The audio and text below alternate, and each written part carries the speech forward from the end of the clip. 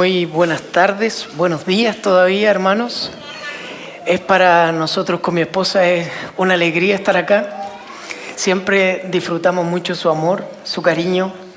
Y muchos de los hermanos de Los Ángeles saben cuán amables son ustedes. Y eso nos llena de alegría cada vez que estamos acá. Sobre todo cuando hay almuerzo. Sí. Hermanos, quiero primero que todo dar las gracias porque han sido ya más de un año de esta plantación, que ahora ya es una iglesia en formación en Concepción, y estamos muy agradecidos de que siempre estén orando por nosotros.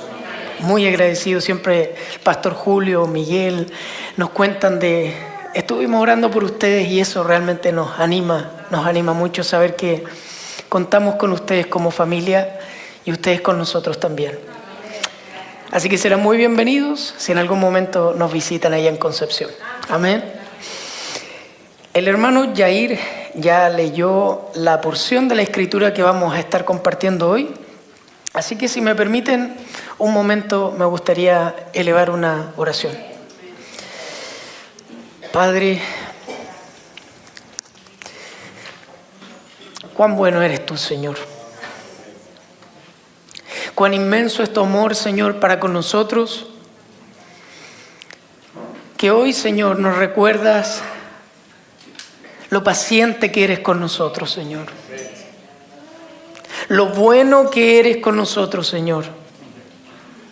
Padre, y hoy queremos exponernos una vez más a tu palabra para ser animados, para ser exhortados también, pero sobre todas las cosas, Señor, para poder ver tu gloria una vez más, Señor. Para poder ver la belleza del Evangelio de Jesucristo una vez más, Señor. Y para eso necesitamos de tu Espíritu Santo. Aquieta nuestros corazones, Señor. Abre nuestro corazón para que con mansedumbre podamos recibir tu palabra. Y ayúdame a mí, Señor. Tú conoces todo de mí, Señor. Ayuda a mi debilidad. Te lo pido en el nombre de Jesús. Amén. Hermanos, muchos de nosotros acá estamos congregados como pueblo de Dios y dentro de los muchos propósitos por los cuales estamos aquí, uno de los propósitos es poder en este momento aquietar nuestro corazón y recibir una vez más la enseñanza de la palabra de Dios. ¿Verdad? Eso es lo que debería motivarnos a estar acá. No solamente tener un lindo tiempo de comunión unos con otros, sino exponernos a la verdad de Dios. Es lo que hacemos también cuando en la casa nosotros abrimos nuestras Biblias por la mañana, por la tarde o por la noche y meditamos en la palabra de Dios. Nosotros, hermanos, tenemos el privilegio de tener la palabra de Dios. Pero ¿por qué la leemos? ¿Para qué la leemos? ¿Para qué venimos a congregarnos como pueblo de Dios y sentarnos a los pies de Cristo a escuchar su palabra? ¿Para qué vamos con alegría a reunirnos en IBG en casa? ¿Para qué nosotros podemos compartir la palabra de Dios con otro hermano de manera privada, en el hogar, en un café? ¿Cuál es el propósito de poder conocer cada vez más la palabra de Dios? Hoy, hermanos, por medio de Primera de Juan, capítulo 2, versículo 1 al 2, intentaremos responder esta pregunta. ¿Para qué conocemos o queremos conocer la palabra de Dios? Y lo principal que quiero compartir hoy con ustedes, y si pueden anotarlo ahí, subrayarlo como idea principal, es que lo que hemos aprendido de la palabra de Dios, lo que hemos aprendido de la palabra de Dios debe llevarnos a no pecar. Lo que conocemos de Dios en su palabra, lo que conocemos de la obra de Cristo a través de las Escrituras, debería llevarnos a no pecar. Pero si pecamos, tenemos un abogado admirable. Amén. Eso es lo que quiero compartir con ustedes y principalmente en 2 puntos. El primero, hermanos, lo que hemos aprendido en la palabra de Dios nos debería llevar a no practicar el pecado. Es lo que el apóstol Juan le escribe a los cristianos del primer siglo, a nuestros hermanos del primer siglo, y les dice: hijitos míos, les escribo estas cosas, ¿para qué? Para que no pequen. El desafío de predicar un texto como este, sobre todo en 2 versículos, es que quizás muchos de nosotros no hemos estado en una exposición de Primera de Juan antes y podríamos perdernos un poco del contexto en el que el apóstol Juan está escribiendo estas palabras. No me quiero extender tanto en esto, pero uno de los propósitos del apóstol Juan para escribirle a nuestros hermanos del primer siglo era que ellos pudieran examinar sus propios corazones y saber si tenían una verdadera comunión con Dios. Uno de los propósitos, además de identificar las falsas enseñanzas que se estaban introduciendo en la iglesia, era que cada uno de los oyentes pudiera tener certeza de que tenía una verdadera comunión con Dios. Ese es uno de los propósitos de Juan. Y él viene hablando de la realidad de que en los versículos anteriores al que leímos, desde el 5, versículos 5 al 10, hablando de la realidad de que Dios es luz. Y aquellos que le siguen deben andar en luz. El que dice andar en la luz, pero vive en tinieblas, está revelando que no conoce la luz, que no ha experimentado aún la luz de Cristo. Y luego el apóstol Juan sigue diciendo que si nosotros decimos tener comunión con Él, pero andamos en tinieblas, mentimos y no practicamos la verdad. Pero si andamos en la luz, damos testimonio de que tenemos comunión con Él y tenemos comunión unos con otros porque la sangre de Cristo nos ha limpiado. Hasta ahí es maravilloso, la sangre de Cristo nos ha limpiado, tenemos comunión con Dios, tenemos comunión los unos con los otros. Pero hay una realidad aquí que el apóstol Juan nos deja pasar. Y es la realidad del pecado. Del pecado en la vida del creyente. Del pecado en nuestra cotidianidad. Y dice, si alguno dice que no ha pecado o que no tiene pecado, se engaña, miente. Y no solamente miente, hace a Dios mentiroso. ¡Wow! Si yo examino mi propio corazón y veo que yo en realidad no soy tan pecador, que en realidad no me pueden acusar de nada, si abrieran mi corazón, entonces yo estoy diciendo, Dios es mentiroso. Y estoy completamente engañado. Porque la realidad del pecado es inevitable, es innegable. Pero el apóstol Juan sigue diciendo, pero si confesamos nuestros pecados, si nosotros reconocemos que fallamos ante Dios, Él es fiel y justo para perdonar nuestra maldad y borrar nuestra maldad. Y hasta aquí nosotros decimos amén y podemos decir gloria a Dios por eso. Pero para que nadie se equivoque, para que nadie se engañe, inmediatamente después de que el apóstol Juan dice estas palabras, el Espíritu Santo lo inspira para escribir, hijitos, el perdón que ustedes han recibido de Dios en Cristo y que yo les esté enseñando esto, tiene un propósito. Es para que no pequen. Que ustedes aprendan sobre la gracia perdonadora de Dios es para que ustedes no pequen.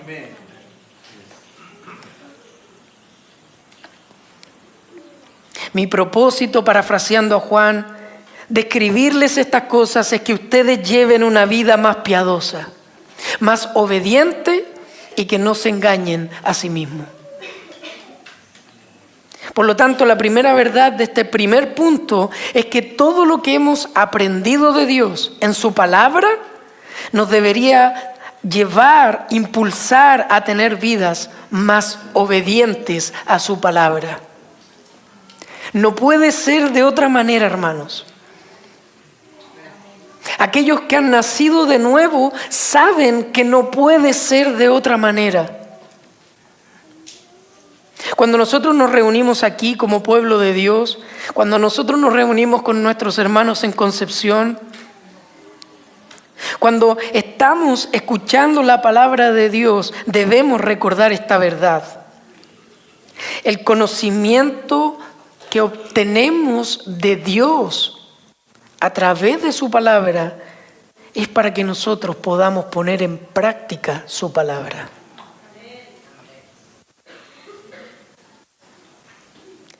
Todo lo que nosotros, hermanos, por gracia hemos podido entender de este libro maravilloso, tiene como objetivo transformarnos a la imagen de Cristo. Tiene como objetivo que nosotros podamos aprender a ser obedientes. Como dice Primera de Pedro, como hijos obedientes. Como hijos obedientes.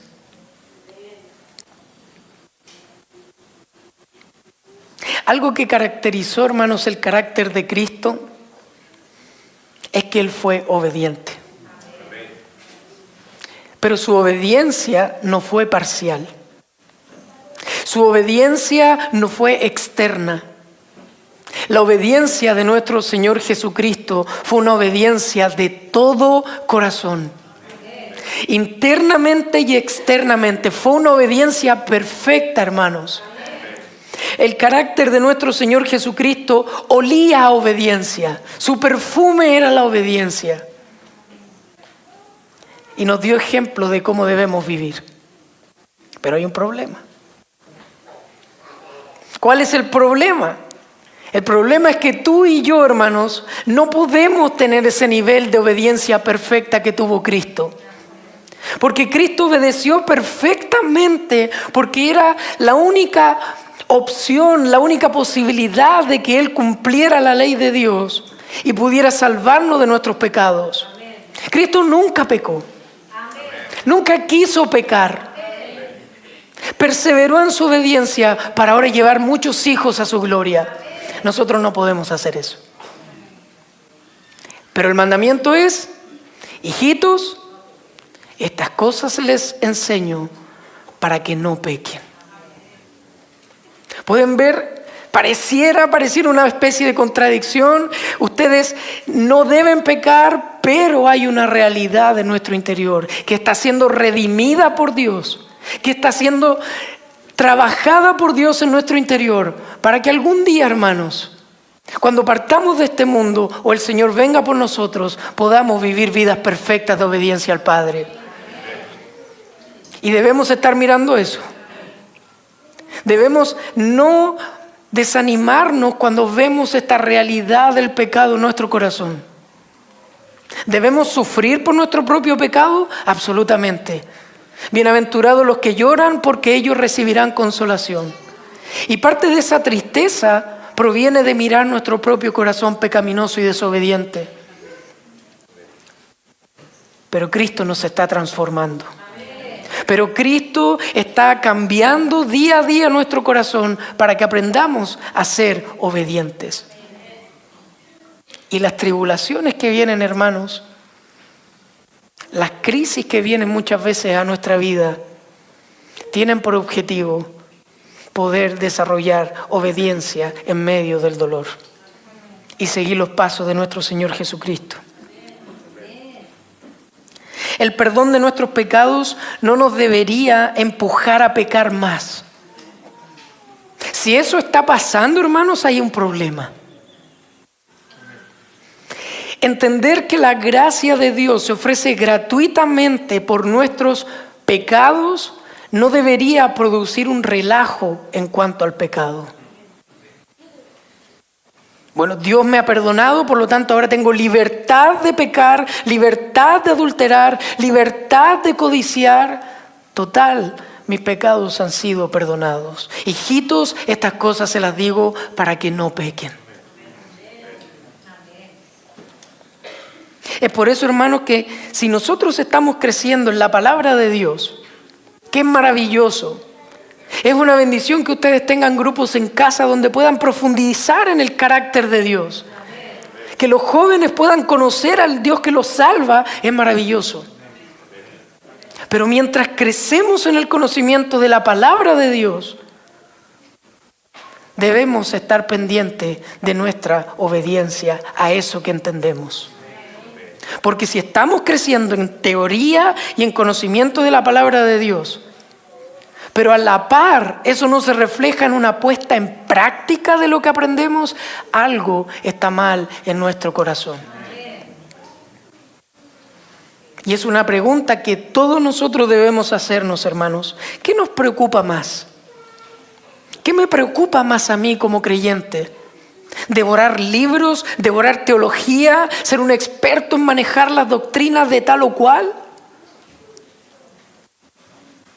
Que cuando pueda reunirme con mis hermanos ellos sepan cuánto sé de la palabra de Dios y de doctrina. ¿Eso cautiva mi corazón? ¿O es, quiero crecer en la palabra de Dios, pero tengo temor de poner en práctica lo que he aprendido? Había una autora que decía, no te preocupes tanto de lo que no logras entender de la palabra de Dios. Preocúpate de no estar poniendo en práctica lo que ya sabes de la palabra de Dios. Y ahí todos somos desafiados, hermanos.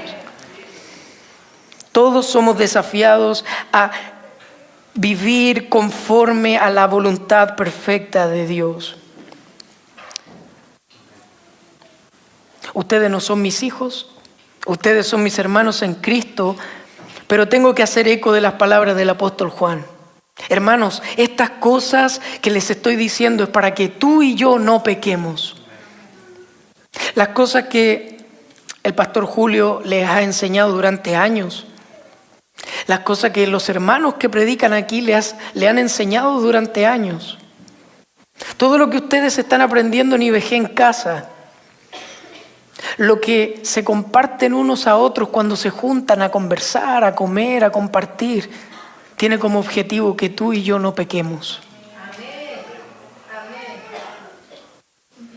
Todo se trata de la gloria de Cristo y de nuestra santificación. Y nuestra santificación es ir creciendo en desarrollar un corazón obediente. Ustedes han aprendido en estas últimas semanas a hacer el bien, aunque eso involucre sufrir. Ustedes han aprendido esta última semana lo que significa amarse fervientemente, a pensar correctamente para orar fielmente. Me gustó ese título. Semanas más atrás ustedes habían estado meditando sobre lo que significa el mandamiento a los esposos de vivir de una manera sabia y comprensiva con sus esposas. De una manera sabia y comprensiva con sus esposas. Y a las esposas, vivir de una manera respetuosa y prudente con su esposo. Amén. Pero ¿cómo estamos en eso? ¿Cómo estamos en lo que aprendimos hace 2 meses atrás? ¿O lo olvidamos? ¿O ya no nos acordamos de qué trataba cada uno de estos sermones? ¿O hay una preocupación en nuestro corazón por guardar la palabra de Dios y anhelar y pedirle al Señor que nos dé gracia para poder practicar esto que aprendimos? Porque todas estas cosas que ustedes han aprendido es para que no pequen. Amén. Gracias, Señor. Pero la realidad, hermanos, es que no somos todo lo suficientemente obedientes que deberíamos ser. Si alguien dice que no ha pecado en estas cosas, es un mentiroso. Si alguien se ha relajado para no obedecer la palabra de Dios, puede que también sea un mentiroso.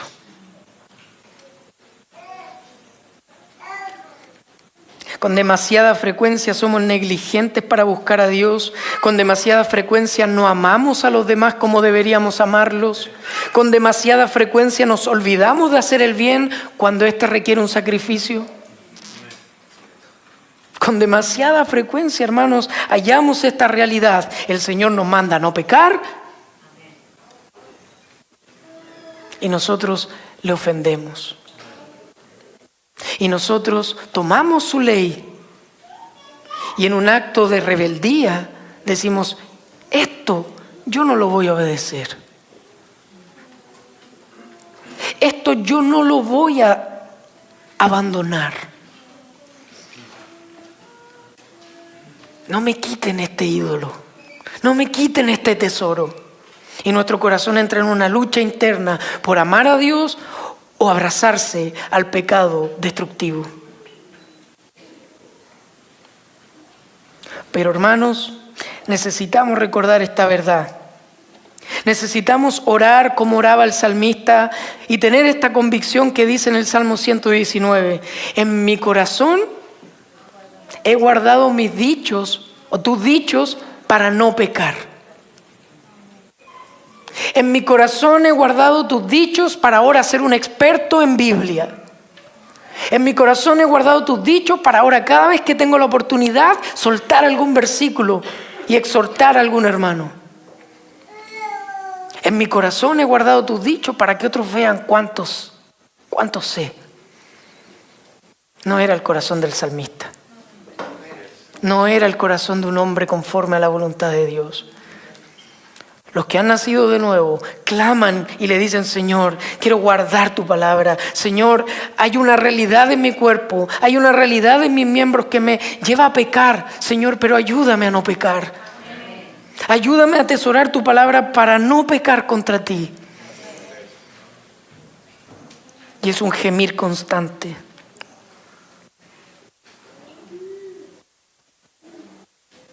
¿Estás haciendo ese tipo de oraciones? Cuando de repente echas un vistazo hacia adentro y ves todo lo que todavía está medio torcido, todo lo que te cuesta. Cuando te empiezas a comparar con el estándar de la santidad de Dios y te das cuenta que estás tan lejos. Pero surge una oración de esperanza ahí. Señor, pero ayúdame. Señor, pero no quites delante de mí tu Santo Espíritu. Renueva mi corazón. Limpia mi corazón. Y estas cosas, hermanos, tienen que ocurrir en la intimidad de nuestra relación con Dios. ¿Está ocurriendo eso en tu corazón? Si es así, hermano, alégrate, gózate. Porque Dios te ha dado de su Espíritu, que cada vez que tú pecas o cada vez que examinas tu propio corazón y tu corazón te quiere acusar, el Espíritu Santo te lleva una vez más a ver la cruz de Cristo. Una vez más a ver al Cordero de Dios que ha sido crucificado por tus pecados, por mis pecados. Y nos anima y nos alienta. Sigue creciendo, sigue avanzando.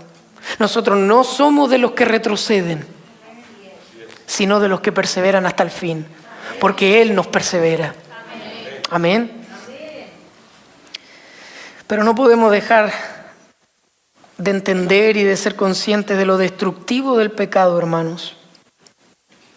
Cada uno de nosotros sabe a qué me estoy refiriendo. El pecado destruye nuestro gozo. El pecado puede destruir una familia. El pecado ha destruido a nuestros familiares que están sin Cristo. El pecado destruye naciones completas. Y el pecado destruye y obstaculiza nuestra comunión con Dios. Las amistades se quiebran por el pecado. Las iglesias sufren por el pecado. Y el Señor nos dice, hijos, no pequen. No pequen. El pecado es destructivo. El pecado te ofrece todo, pero no te da nada. Pero después te cobra todo. Pero si recuerdan, aunque creo que no lo dije, el título de este sermón, El título de este sermón era, hermanos, no peques, pero si pecas, ese era el título del sermón. Y esto nos lleva a nuestro segundo encabezado, hermanos. La idea principal es, hermanos, todo lo que hemos aprendido de Dios nos debería llevar a no pecar, pero si alguno peca, ¿qué dice la palabra de Dios? Abogado tenemos para con el Padre, a Jesucristo el justo. Hermanos, si alguno peca, tiene un admirable abogado que lo defienda. El apóstol Juan le dice a los creyentes a lo largo de toda su carta que una persona que vive practicando constantemente el pecado no tiene una verdadera comunión con Dios. Si ustedes en algún momento leen Primera de Juan, se darán cuenta que en Primera de Juan no hay dobles tintas.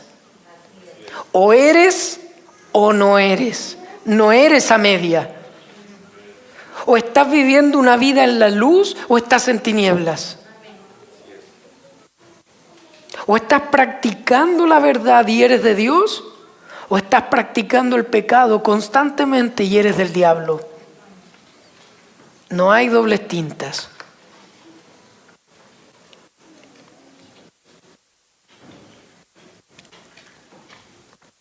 Un verdadero creyente, hermanos, puede caer eventualmente al lodo. ¿Cuántas veces hemos caído al lodo? Algunos lodos pequeños, barritos, que no nos salpican ni siquiera el pie. Pero ¿cuántas veces hemos caído al lodo en donde nuestras ropas enteras se han manchado? Pero una cosa es caer en el lodo y salir rápidamente de él, y otra cosa es habitar en el lodo, vivir en el lodo y deleitarse en el lodo. Todos se salpicarán con el lodo. Algunos saldrán por la gracia de Dios en Cristo y a otros les gustará estar en el lodo. Si te gusta estar en el lodo, revisa tu corazón. Revisa tu corazón. Pero por otra parte, hermanos, el apóstol Juan quiere dar consuelo y levantar la mirada a Cristo a todos aquellos cristianos que en algún momento han pecado tanto de manera visible, porque también los cristianos pecan de manera visible. Los cristianos pueden pecar incluso, hermanos, y no sé, yo sé que ustedes no se van a escandalizar de eso, pero algunos cristianos pueden pecar de una forma pública, vergonzosa. Y son momentos donde la iglesia sufre. Son momentos donde la iglesia, si el hermano o la hermana se arrepiente, debe ir en busca de su restauración. Pero un cristiano puede pecar de esa manera. ¿Y era cristiano? Sí. Y se está arrepintiendo. Y está buscando arrepentimiento genuino delante del Señor. Pero hay otros pecados también que no son públicos, que son los más comunes. Hay pecados secretos, privados. Cuando estamos en ambientes laborales adversos, nuestro corazón puede fácilmente enganchar con esos ambientes y pecar contra Dios. Cuando en la casa hay demasiado estrés y ruido, nuestros corazones pueden airarse.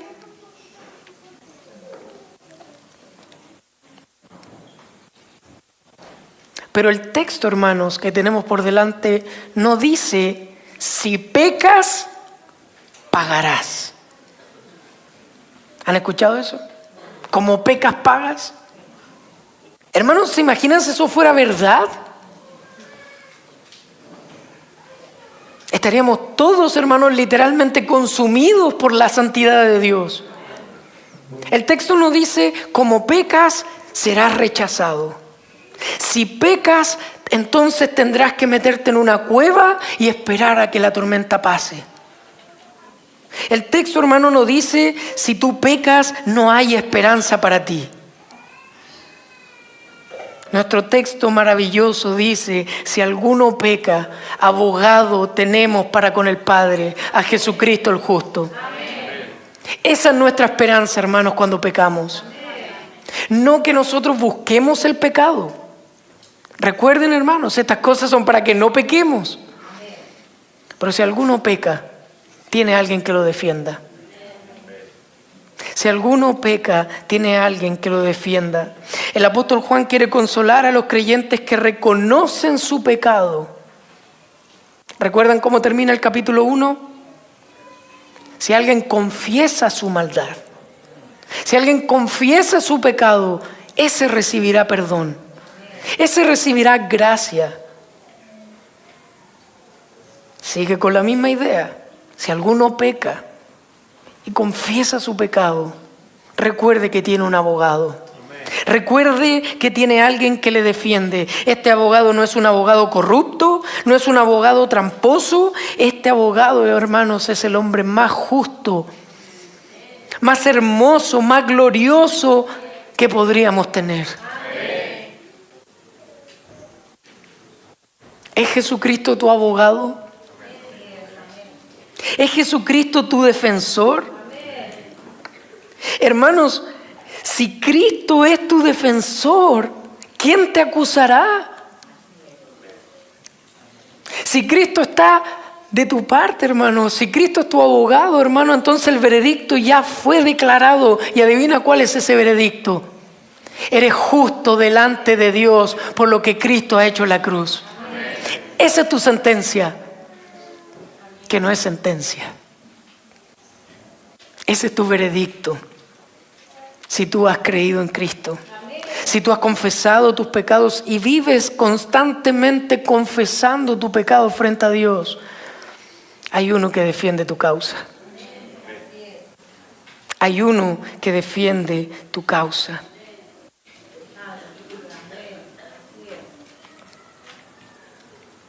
Y esto, hermanos, se los digo, ¿para qué? Para que no pequen. ¿Se dan cuenta cómo es la dinámica de Dios? Está la ley que nos acusa, que nos dice, tú fallaste, tú no puedes. La ley nos hace esclavos de nuestro propio pecado y de nuestra culpa. Pero viene la gracia de Dios que nos dice, si tú confiesas tu pecado, eres libre. Si tú confiesas tu pecado, la ley ya no te esclaviza. Si tú has venido a Cristo, eres libre de la culpa de la ley. Y esa es la dinámica de Dios. Pero una vez que te libera, comienza a transformar tu corazón de tal manera que te devuelve a la ley. No para esclavizarte, sino para que tú puedas obedecer ahora por amor al que te salvó. Por amor al que te sacó de la esclavitud de la ley. Hermano, es precioso. Y esa es la dinámica de Dios. Liberarte de la culpa para por su gracia hacerte un cristiano obediente. Y en eso, hermanos, estamos toda la vida. Toda la vida, hermanos. Y es hermoso pensar, hermanos, que nuestros pecados merecían una justa condena. O sea, es hermoso, pero es fuerte. ¿Te has puesto en ese lugar? ¿Tus pecados merecían una condena? ¿No merecían una defensa? ¿Quién nos ha indignado, hermanos? Cuando en las noticias vemos abogados que están dispuestos a defender a personas horriblemente corruptas.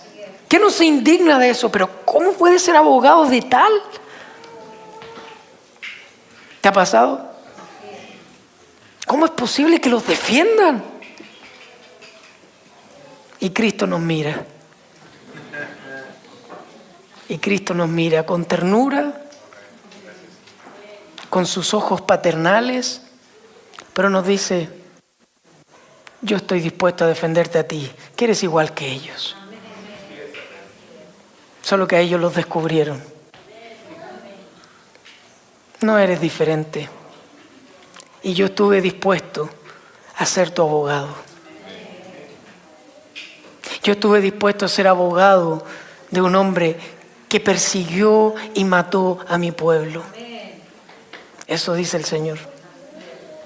Yo soy abogado de aquellos que ofendieron toda su vida a mi santo nombre con sus conductas impías. Todos nosotros. Pero Él dice, pero yo soy tu abogado. Yo soy tu abogado. Yo soy tu abogado. Hermano, si alguno peca, recuerde esto. Tienes un abogado admirable que no falla en ninguna de sus defensas. Amén. Pero no podemos dejar pasar por alto, hermanos, que nuestro pecado merecía toda la condenación. Y en esto es hermoso poder ver la cruz, en que nuestros pecados merecían ser condenados y Dios nos envía un abogado. Merecíamos nosotros ir al infierno y Dios nos envía un defensor. Esa es la buena noticia del Evangelio, hermanos. Que nosotros, estando muertos en nuestros delitos y pecados, teniendo a Satanás como nuestro principal acusador, Dios, en vez de enviar juicio, envía a su Hijo a morir por nosotros. Ese es nuestro abogado, hermanos, que no tiene comparación con ningún hombre de esta tierra. Entonces, algunas aplicaciones, hermanos. Cuando peques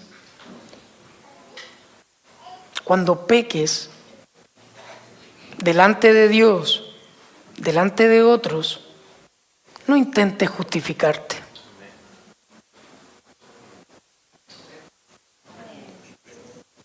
Cuando peques y el Señor a través de su Espíritu Santo quiera traer arrepentimiento, tanto de manera personal, cuando estás leyendo las Escrituras, cuando estás orando, o cuando Dios quiera usar a algún hermano para confrontarte con tu pecado, no te justifiques. No es necesario, hermano. ¿Sabes por qué no es necesario? Por dos cosas. La primera, tu pecado ya ha sido perdonado. Y en segundo lugar, cuando tú te justificas, estás diciendo que realmente no necesitas que otro te defienda. Eres tu propio abogado defensor. Hermano, yo no quiero ser mi abogado. Y no quiero que tú quieras ser tu propio abogado, porque ya tenemos uno y es mil e infinitamente mejor. Por lo tanto, no te justifiques con prontitud. No, pero es que si tú hubieras visto lo que el otro me hizo. No, pero es que tú no estás en mi lugar. No, pero es que no tenía la intención. Yo me he escuchado a mí mismo diciendo eso. Es que no era mi intención, pero lo hiciste. Pecaste. Pero recuerda dos cosas. Tu pecado ya ha sido perdonado y tienes un abogado que te defiende.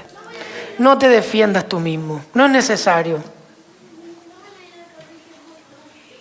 No es necesario, hermano.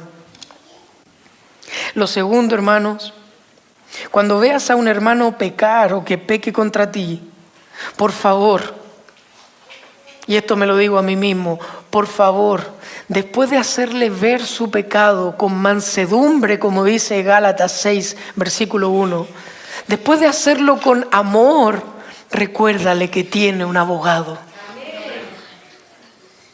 No solo le muestres su pecado, muéstrale al Cristo que perdonó sus pecados y ayúdale a salir de eso. Acompáñalo, camina con él, camina con ella, para que pueda ver a este abogado admirable. Y ya para ir terminando, hermanos, hay otro aspecto maravilloso de este texto que no debemos pasar por alto. Cristo no es solamente nuestro abogado. No solamente nos defiende, sino que Él mismo pagó por nuestra maldad.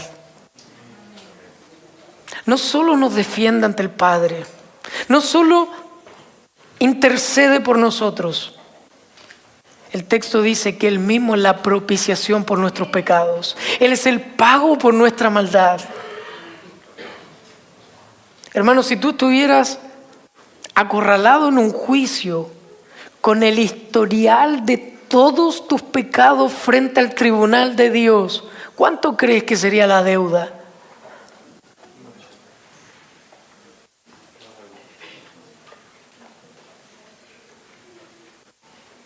Cristo perdonó tu deuda.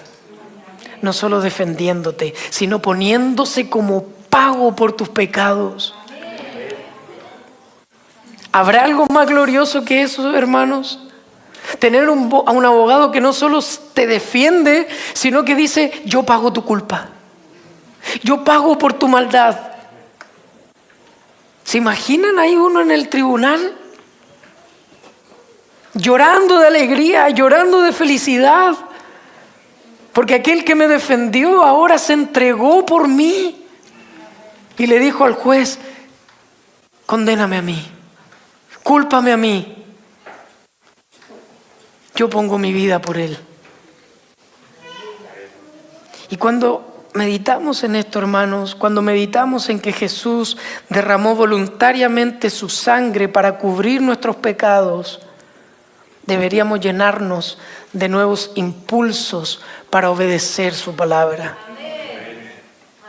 No simplemente para gozarnos momentáneamente de la buena noticia del Evangelio, sino que nuestros corazones deben ser impulsados a buscar una vida más obediente a Dios.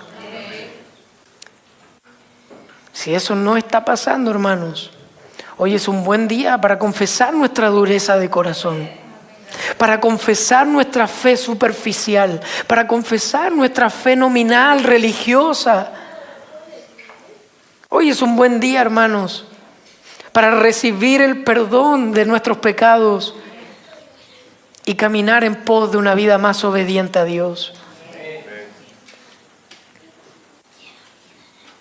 Por lo tanto, querido hermano, querida hermana, todo lo que tú aprendas de Dios es para que tú puedas ser más como Cristo. Todo lo que tú medites en la palabra de Dios debe llevarte al menos a clamar y decir, Señor, yo quiero vivir esta palabra. No me interesa llenarme la cabeza con conocimiento si no estoy viviendo tu palabra. Señor, yo quiero compartir tu palabra con el mundo, pero primero ayúdame a vivirla. Y Dios contesta esas oraciones, hermanos, porque es su voluntad nuestra santificación. Es su voluntad, hermanos, que nosotros no pequemos. Pero si alguno peca, no olvide que tiene un abogado admirable y su nombre es Jesucristo el justo. Que Él perdonó no solo nuestros pecados, sino los pecados de todos nuestros hermanos alrededor del mundo. Ese es nuestro Cristo.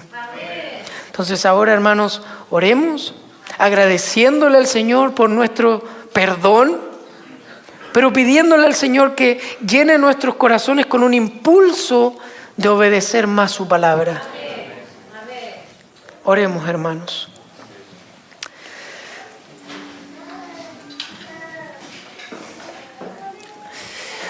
Padre, queremos gozarnos, Señor, en esta mañana de que tu deseo para nosotros es que no pequemos. Señor, tú sabes mejor que nadie lo destructivo que es el pecado en nuestra vida. Tú sabes el dolor que inflige el pecado. Tú sabes, Señor, el costo que tiene nuestro pecado. Ayúdanos a ser más obedientes. Ayúdanos a no pecar, Señor. Ayuda a mis hermanos aquí en Los Ángeles, Señor, a que puedan ir creciendo, Señor, abundantemente en vidas de obediencia. Obediencia a tu palabra, Señor. Ayúdanos a nosotros en Concepción a crecer en obediencia. Pero recuérdanos, Señor, por medio de tu palabra, por medio de tu Espíritu Santo, que cuando pequemos hay esperanza. Si alguno peca, recuérdanos, Señor, que tenemos un abogado perfecto intercediendo por nosotros. y que luego de eso podamos caer en adoración a ti, diciéndote: tú eres Dios, lento para la ira, grande en misericordia. A ti te alabamos, Señor, en el nombre de Jesús. Amén. Amén. Señor les bendiga, hermanos.